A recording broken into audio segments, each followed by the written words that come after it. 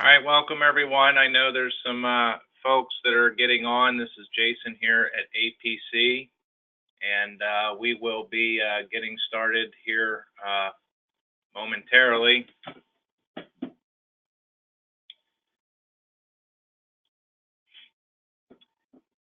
I got 1 o'clock now, but I'm just waiting to see if there's some more folks that are going to join in.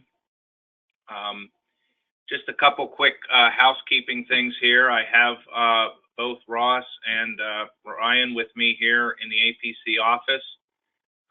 We are, due to the number of people, we have quite a few people that will be on this, and just to allow for Ross to go through the PowerPoint here, we would ask that if you have some questions that you see as we go along, I think the best way to do that would be there is a question section on your control panel that it would be helpful to us to maybe if you type in your question, we will attempt to answer as many as we can as time allows, but if not, that'll give PennDOT a list of the questions and they can come back and answer those or respond to those even at a later time. What we will do is at the end of the we'll pretty much keep everyone in a listen only mode. That way we keep the feedback and the clutter down, let the department go through their presentation, and then at the end we'll open it up and allow some, maybe for a few quick questions as time allows. There is a place where if you see where you can raise your hand, that is where we can then unmute you from our end and allow you to be heard by everyone on the line. We probably will not be able to, take questions as we go along because there's over 100 people that are getting into this webinar today. So we appreciate your interest and your time with us today. And I guess I would just ask at this point, let's see about getting the webinar going here.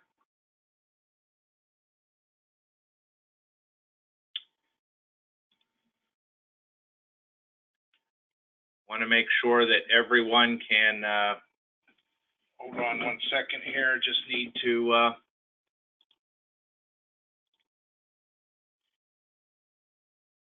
just to make sure that we are, so that everyone can see the screen.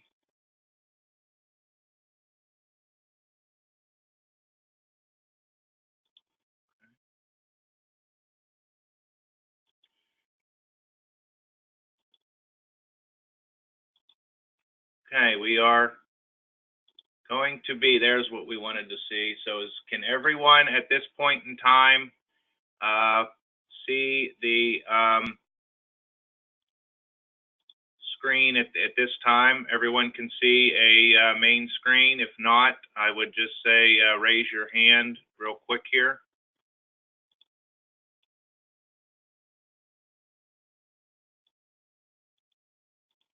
Okay, so what we will do at this point is I will turn it over. Let me just give you a little bit of history real quick. For those that might be new or might not have heard about this, this is a something that has been coming for actually quite some time. I would say for the past couple years, the APC Safety Committee, of which PennDOT is a part of, has came to us a few years ago and with a desire to put a program in place in Pennsylvania that would improve the not only the safety of our work zones, but to just raise the level of consistency between the work zones, the way we set up our patterns, but also develop a good training class that would be specific to Pennsylvania. That doesn't mean that the other training courses that are out there are not worthwhile and good. It was just that the department was interested in looking for a Pennsylvania only program. So that began a process where they went to work at trying to come up with the best way to implement that in Pennsylvania. They've worked with us along the way. I think it's fair to say that there's been some starts and stops along the way, but I think what we're about to show you today, or what the department is about to show you today, is I think the culmination of a lot of effort. And without further delay, I'll turn it over to Ross, who can walk us through what they're looking to implement and move forward with. Thanks, Jason, and good afternoon, everyone. Thank you all for taking time this afternoon to sit down and learn a little bit more about the Work Zone Traffic Control Training Program. As Jason has indicated earlier, please hold all questions to the end, and then once I go through all the slides, then we can start addressing some of the comments. We do have quite a bit of content to go through, so I'm just going to jump right into things. So really, what's the purpose of today's webinar? One is really just to provide you folks with an overview of how the proposed training program is going to impact day-to-day business. We'll talk about who all that's going to impact, the actual Work Zone Traffic Control training requirements, and then lastly, the big thing we really want to do is evoke questions and comments from you folks. At this point, the training policy is, I'd say, approximately 90% complete. Really what we're looking to do is get more feedback from you folks before we take it into the CT process and really begin to implement this training policy. So why do we need Work Zone training? We'll talk about that, the authority, purpose, and then also just the proposed training program. With that, we have three categories of training: the requirements, we'll talk about courses and instructor qualifications, what happens if you're non-compliant, and then also the program management side of things. So really, why Work Zone training? One of the big things that we really want to do is reduce those work zone crashes and fatalities. So if you look at the column chart in the bottom left hand of the screen, you'll see that work zone crashes have actually been increasing. Fortunately, we have some preliminary results for 2017, and it looks like those crashes are actually going to drop, which is great. But in the previous years, you can see that the number of crashes have been consistently increasing within our work zones. And then also on that graphic, you can see how the fatal crashes, which also includes worker fatalities, has basically remained stagnant for the most part. So these are some of the things that we're really hoping to address with this Work Zone training policy. Some more crash stats. So basically pulled data from 2016 and 2017, and this is more or less looking at the actual work zone itself. So if you look on the left-hand side of the screen, that's basically before the first work zone sign, and then as we move towards the right, you'll see that you actually get into the work zone area itself. So the areas that I really want to highlight in this section are the activity area and then also the advanced warning area. And this is where we're having the bulk of our crash issues. And that's for basically all types of crashes, fatals, injury, and property damage only. Another thing that we're really hoping to improve with the Work Zone training is just to improve overall consistency amongst all the organizations that work within state and turnpike right away. And then also really want to improve our Work Zone compliance with Pub 213 and then the MUTCD. I know the department has been going through their QA reviews, and there's just been inconsistency between the different organizations that are out there in their work zones. So we really want to breed consistency amongst all groups. Specific goals and objectives of this program. The main goal is basically to provide appropriate degree of training for all work zone personnel that are involved with traffic control activities. Specific objectives are to train all the individuals who oversee traffic control, flagging, planning, designing, maintenance. Basically, anyone that touches a work zone, we want to make sure that they have the proper training and qualifications. And then, of course, some of the other major objectives, we really want to reduce the number of fatal crashes to zero. Same with overall work zone crashes. We want to take down the number of unsatisfactory QAQCs down to zero. And and we've really been emphasizing just that work zone consistency amongst all organizations. So what allows us to actually require this training? Well, there is a federal regulation, 23 CFR Part 630J, actually requires states to train all personnel involved with work zones, and then it also requires them to update that training and provide them with that additional education piece. So the purpose of our work zone training program is to provide training for all work zone personnel who are involved in the following traffic control activities. So anyone that is involved with planning and design, installation and removal of the actual traffic control devices, so the folks out on the roadway, placing the cones, removing signs, those folks, maintenance and inspection personnel that are involved with traffic control, and then also the operations and management. Some of the major impacted public agencies are obviously going to be the department, the Turnpike, FHWA, PA municipal organizations, the Public Utility Commission, and then PSP. Some of the private agencies that are really going to be impacted are APC, ACEC, PAPA, ATSA, anyone that's basically applying for a highway occupancy permit, and then also basically just any organization that conducts business within the state or Turnpike right away is going to be impacted by this training policy. So currently we're proposing 3 categories of work zone training. So we have field personnel work zone training, deployment and oversight, and then design and review. With that, the training requirement is going to be dependent upon the actual work zone job duties, which we'll get into that more specifically as I go into the next couple slides. But really what this means is there's no prerequisites for any category of training. So if you're a foreman on a work zone project, you're not necessarily going to need to take the field personnel or have design review training. You're just going to need the training that's specific to your job responsibility. With that, all individuals involved with work zone traffic control are going to be required to maintain that appropriate work zone training certification in order to work within state and Turnpike right away.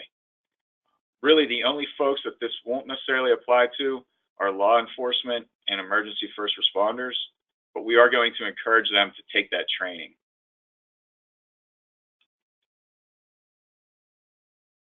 With the training program, we're going to offer basically 2 different training techniques. So we'll have a web-based training, and then we'll also have a instructor facilitated, more of a mixed methods style training. So the web-based training will actually only be available to field personnel, and that's just because of the sheer number of field personnel that we're going to have to train. So we need to make this easy for folks to access and to get the proper certification and training. For those folks that are more heavily involved with the supervisory and design aspect of things, that's going to be an instructor facilitated. It's going to be more of an in-depth mixed methods training. We still will allow folks to do instructor facilitated training for field personnel if they wish. So if a company or if a maintenance department wants to bring all their employees together and basically do an assembly training, that's fine. It's not an issue, but we still want to be able for the field personnel to provide web-based training so it's easy for individuals to have access to the training. One important thing to note that no matter whether it's the web-based or the instructor facilitated, all of the training courses are going to utilize pre-recorded slides just to ensure content consistency. So we want to make sure that everyone is getting the same information the same way. So with that, we're going to go into more specifics. So the first category of training that I'd like to talk about is the field personnel. So who's required? Well, all personnel that control traffic within a work zone or a personnel responsible for the installing, maintaining, and removing a temporary traffic control devices, which can be moving signs, cones, any sort of channelizing device. So some of the primary examples there would be laborers that are involved with setting up and tearing down traffic patterns, and then also flaggers. And within this field personnel training, some of our main course objectives are going to be understanding just the required safety attire, understanding of the actual work zone components, some high-level work zone concepts, and then also the proper way to install and remove traffic control devices in a safe manner. This next slide basically identifies the module content of the actual safety training. I'm not going to go through each actual module, but basically what we have is an hour-and-a-half training course with 60 minutes to complete the course exam.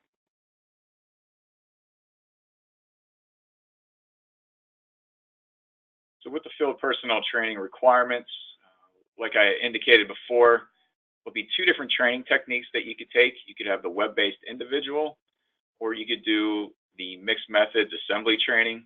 If you do the mixed methods assembly training, we do require an instructor to be present for that, just to answer any questions and just to make sure that there's no issues with the slides or as the instruction is occurring. So with that, we'll have the minimum classroom hours of an hour and a half, and then the testing, you can either do an electronic or a written test, and there'll be 20 questions and you have 60 minutes to complete. And with the field personnel training, basically everyone is going to have to recertify every 3 years in order to maintain that field personnel certification.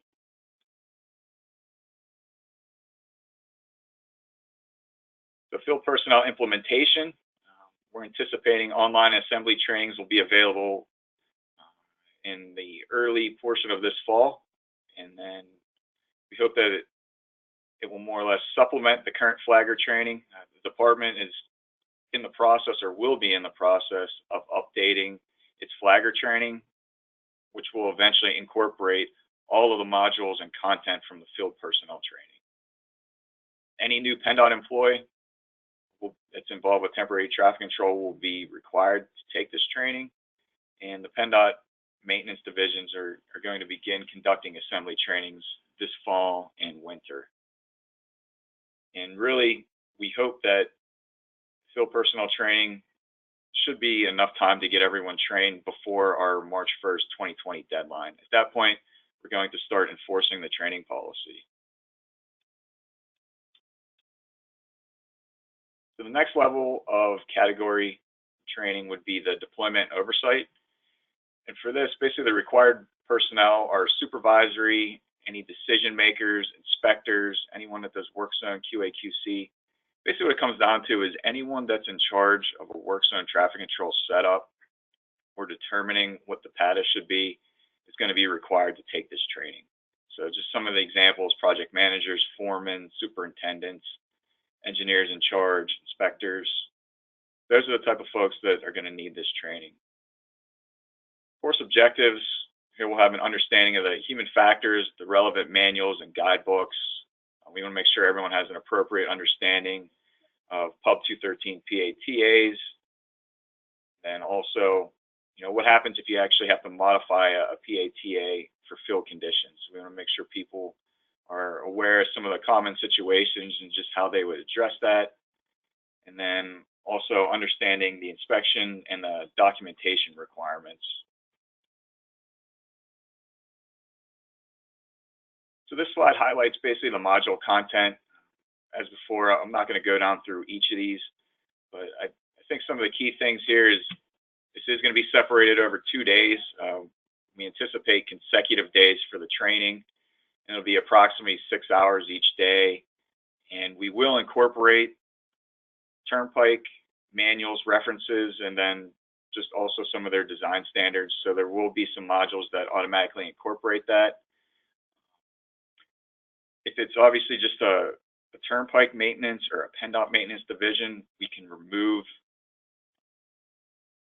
sections that don't actually apply to them just because they'll never run into that situation.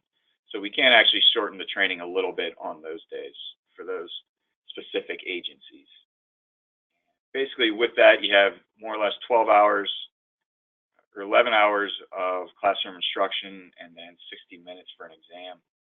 So this slide kind of highlights that as well.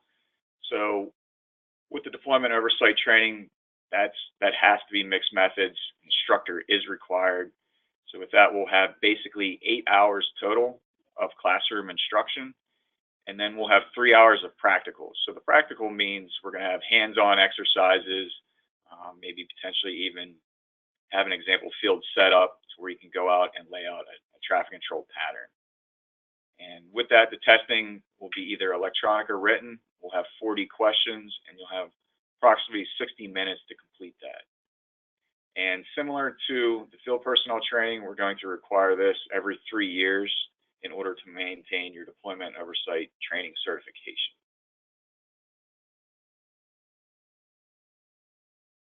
Some other important notes in regards to deployment oversight certification.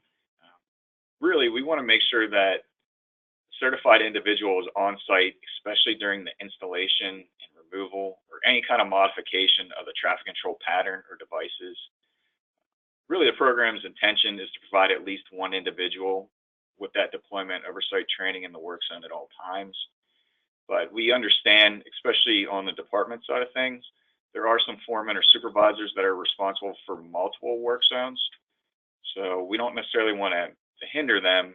It's more or less, we just want to make sure that they're on site anytime there's a modification to the traffic control pattern, or if it's being set up or torn down, just to make sure that we have that additional oversight and experience so that they can help if there's a question or a concern, they can address it. The implementation for the deployment oversight training, we're hoping to get some assembly trainings available in early 2019. And a lot of the implementation is going to be incorporated into the PennDOT's Foreman Academy training. So that's going to be updated regardless. So this content's going to be incorporated into that. So that should help speed up the implementation of the actual training itself. And then we're going to have a similar deadline as well. We're looking at March 1st, 2020 to actually begin the enforcement of the policy.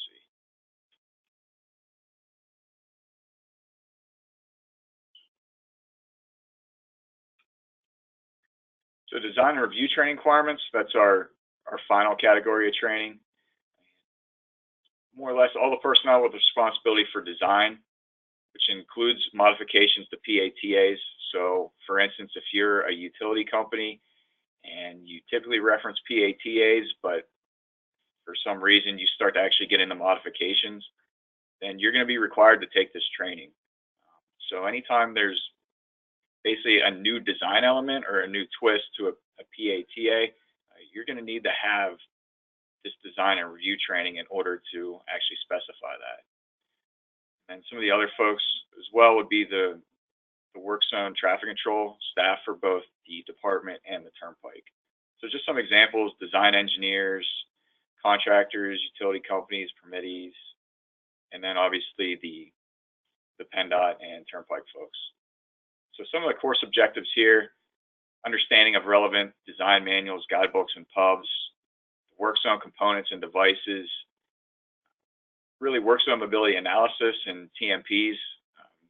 The turnpike has really been putting the focus on TMPs, but we want to make sure that everyone's really aware of the benefits of what they can provide.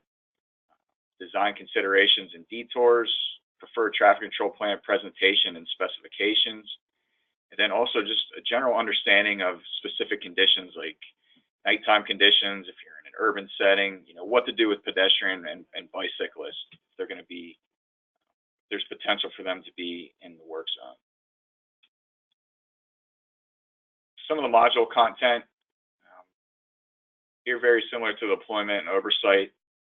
We'll also have PennDOT and turnpike specific modules, and we'll have group exercises. We're looking at 2 days worth of training, consecutive days, approximately 6 hours on each day. And same thing as the deployment and oversight, agency specific modules can be removed. So with the design and review training, it'll be a mixed methods with the instructor required. Overall, you'll have a virtual classroom instruction of 8 hours, and then you'll have 3 hours worth of practical. So that'll be walking through examples, that'll be group exercises, tabletop exercises. that type of instruction. And then testing, we'll have 40 questions and approximately 60 minutes to complete that. And just like the other training categories, we're going to have this training required every 3 years. So you'll need to recertify yourself every 3 years in order to design or review traffic control plans. In regards to implementation, we're hoping to use the Planning for Operations course that's currently out there on PennDOT's Work Zone training calendar. So really, we're going to use that as a baseline and just update that based on the modules that we just had on the 2 previous slides. And then I'm hoping assembly trainings can begin in early 2019. And similar to the other training categories, we'll have a deadline of March 1st, 2020. Some other important notes. The department will still accept external work zone training courses. The big thing is they just must maintain the minimum content. So every one of those modules, besides the agency-specific modules, will need to be incorporated in order for that training course to be approved and valid. With that, PennDOT and the Turnpike are going to meet periodically with the impacted agencies and organizations. So maybe through like the work zone tag group or some other working groups, more or less to assess how the work zone training program and course content is working out. So I want to get feedback, obviously, from industry and then all the other players to make sure that training program is actually beneficial and it's helping reduce crashes and breed consistency amongst all work zones. In regards to the external work zone training, PennDOT will retain the authority to update that training course content at any time, in concurrence with the Turnpike, of course.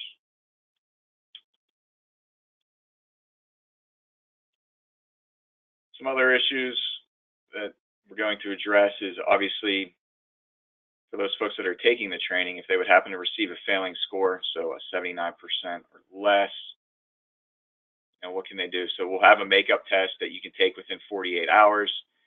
If you do not pass that makeup test, you're going to be required to take the training again.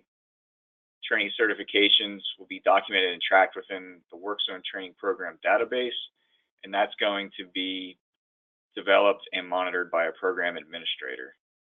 So certificates will be presented to successful trainees by the instructor, or if it's a web-based course, you'll immediately get your completion certification that you can hold on to. But that information will immediately be transferred over to that Work Zone Training Program database as well. So the big takeaway here is if you are a successful trainee, you're not going to be required to carry a card or any sort of certificate on you. We'll have all that information electronically.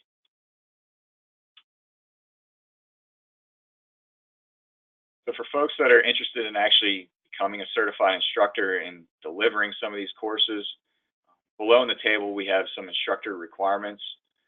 So I'm not going to go through each individual category of training, but for the most part, if you want to be able to teach one of these courses, you're going to have to successfully pass flagger training, the PennDOT Trainthetrainer, and then of course the actual course that you're planning on instructing.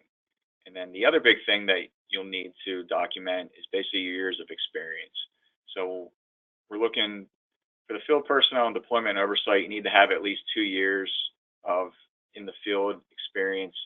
And then for the design and review training, you want to have at least 4 years of work zone traffic control design. And if you are an instructor, you're going to need to be recertified every 2 years.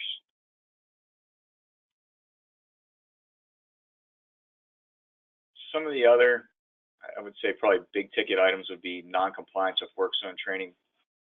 What's going to happen there to the individual or the organization? So some of the consequences and penalties to be enforced. Really, we're not trying to add anything new. We basically just want to go off of existing regulations and policies.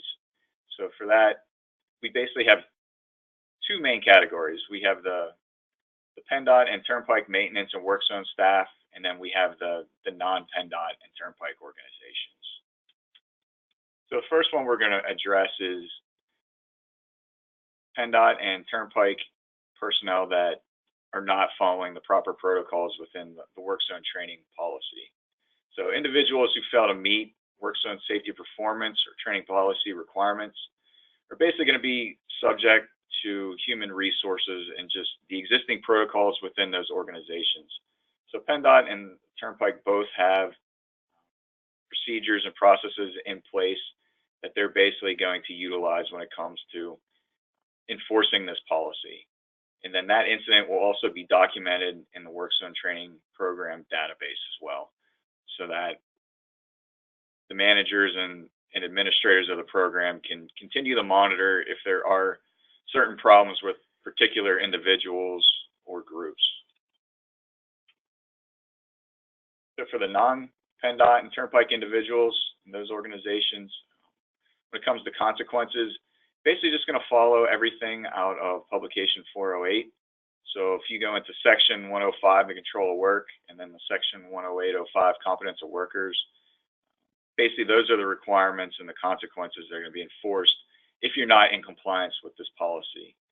And one important note is, if the folks that are actually enforcing this policy, the inspectors or the designated representative of the department of the Turnpike, if the first violation is egregious enough to endanger safety or that individual themselves, immediate suspension of the individual's training certification and work may be conducted immediately.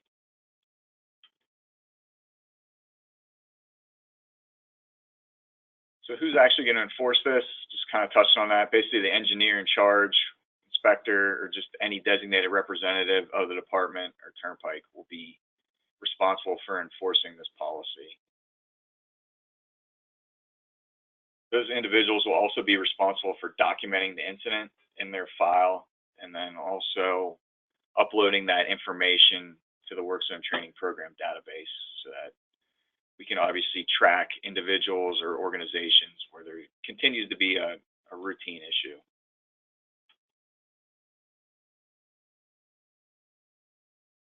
Another thing for enforcement, organizations and agencies that repeatedly violate the work zone training policy, which we'll be able to track in that program database, may have either work suspended or potentially even their pre-qualification status docked or suspended. And that's basically going to be in accordance with existing Title 67 and those applicable sections, and then also Publication 93 for consultants and design staff, and then similar commission specifications in regards to the Turnpike.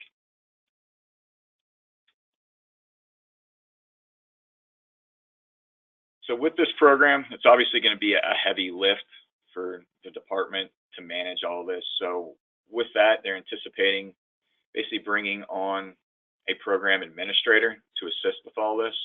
So the program administrator is going to be responsible for developing and administering some trainings, approving external work zone training courses, approving instructor quals, applications, evaluating instructors and work zone training courses, recording, tracking instructor certifications. And also one of the big things is we don't want to make this a gotcha program or policy. So we want to send out alerts to individuals when their certifications are set to expire. So currently recommending the 12, 9, 6, and 3-month alerts prior to expiration, just so that we can give folks ample warning time and allow them time to schedule these training courses.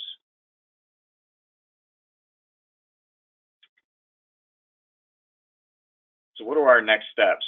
So hoping to get a lot of good feedback today, and then address any major comments from you folks, and then begin the CT process, which usually takes 3 to 4 months.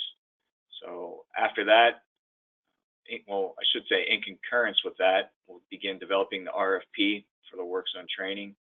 Hopefully select a consultant / program administrator in the month of August, and then have them immediately begin developing training course content and the work zone training database to track all this information. with that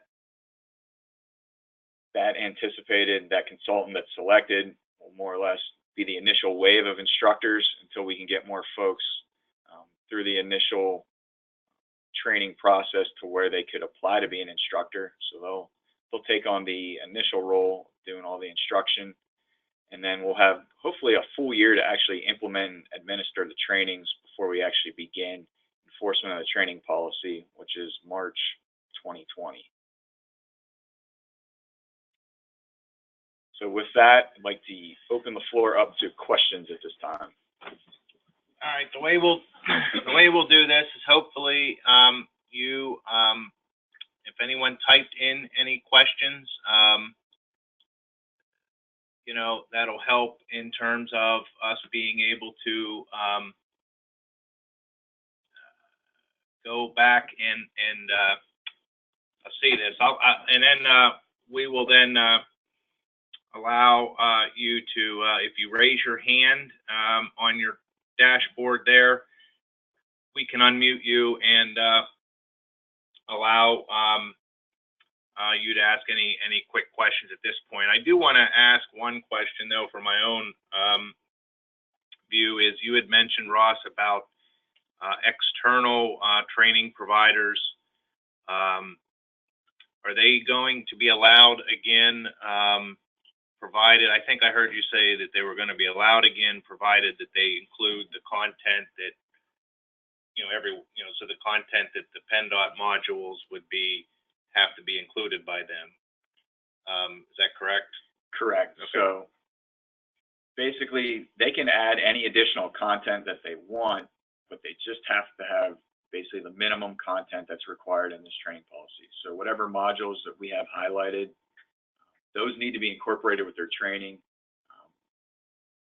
Obviously, if they want to add some additional content or information, that's great. So more information, the better. Will there be any sort of auditing or approve? Like, will they have to submit that? Will there be oversight as to that? Will there be any sort of auditing or yes? So like basically, monitoring of that. So basically, the external agency is going to submit their training course content to the program administrator and then also BOMO, who will review it and basically certify that it can go out and that it will meet the certification process, whether it's field personnel or whatever training. Okay. There are a few questions, just generally for those that are on here.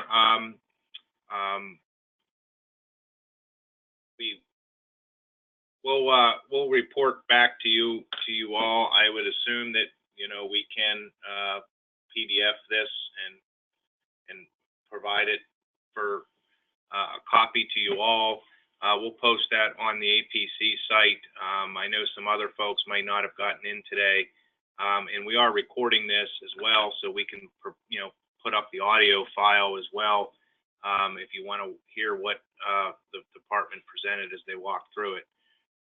No one has raised their hand, so I'll just take a couple of these quick questions. There are some typed questions. Just getting through some of the ones. A couple questions here, Ross, about how this will apply to local governments.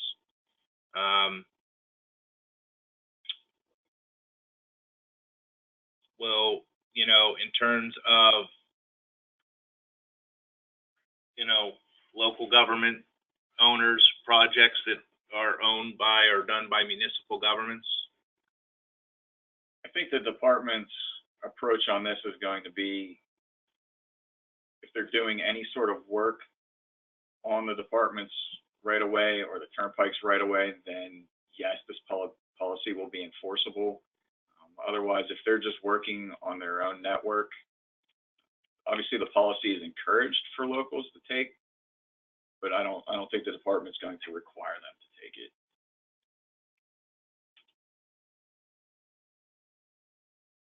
I know, Ross, if you want to go through any of these questions that are here. Anyone? Question came in, will contractors have, there's a couple questions have been asked, will contractors have access to the training database so that they can verify employees that have had training or that are in non-compliance. Any,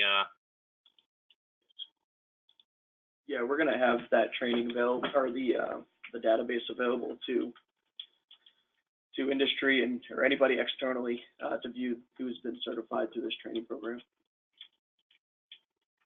okay. There are a couple questions on that. Just typing that in so that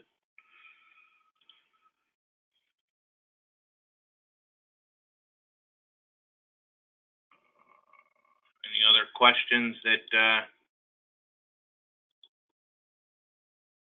we want to take care of now at this point? I don't know. There's a. I did see a question about non-English speaking folks. We are considering at least the potential for some of maybe the field personnel training, maybe having a non-English version to assist some of those individuals. So that's something that we are seriously considering.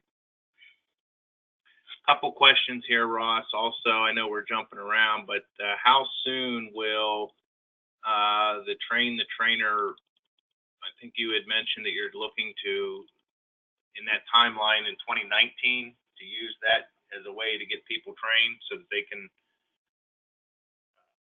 is that correct?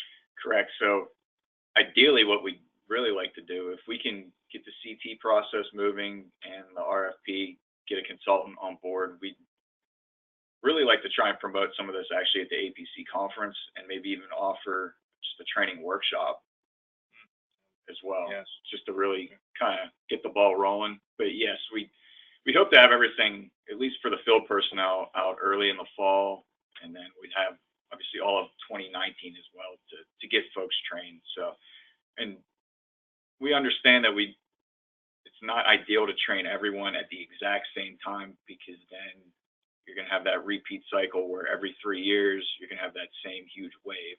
So we would like to try and spread it out as much as we could over the entire year of 2019.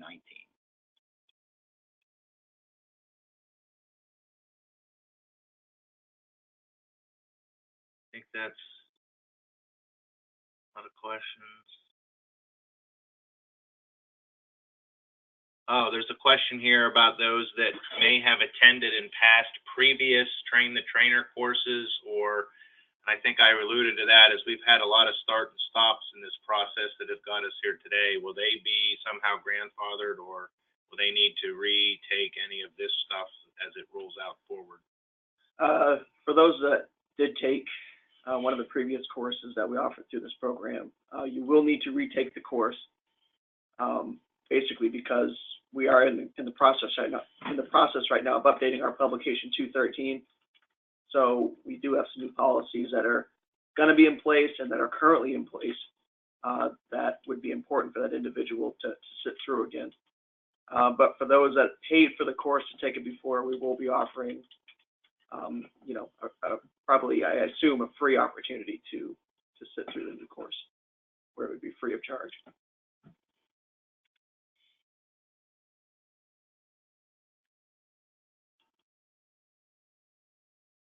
Some of these questions were the same.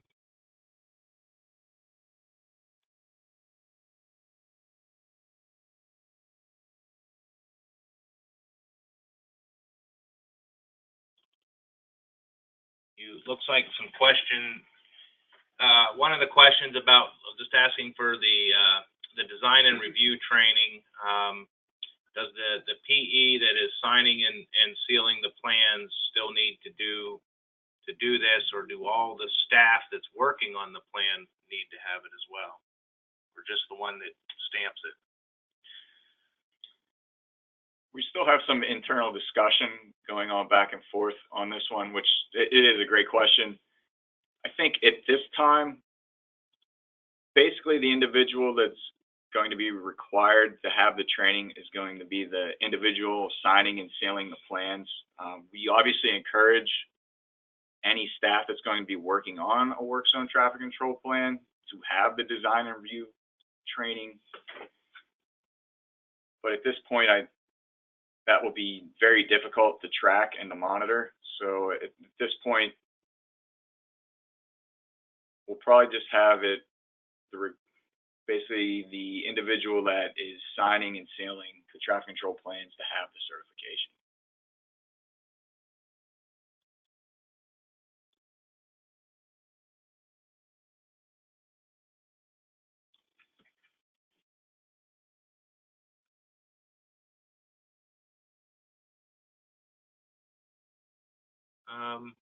Any of those questions here?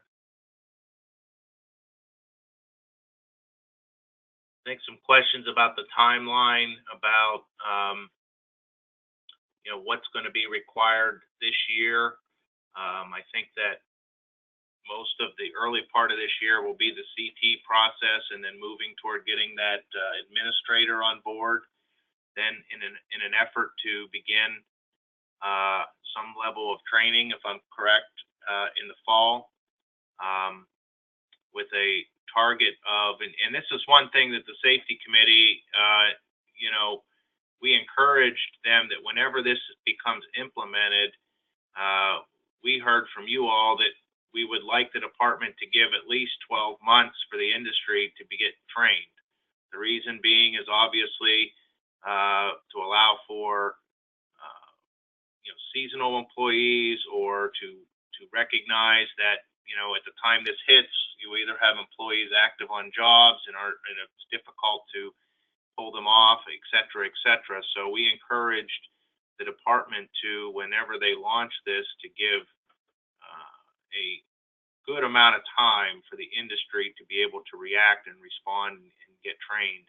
And I think they recognize that in this timeline. At least that's my thought on that anyway. Anyone that wants to ask a question live on the phone, raise your hand on the board.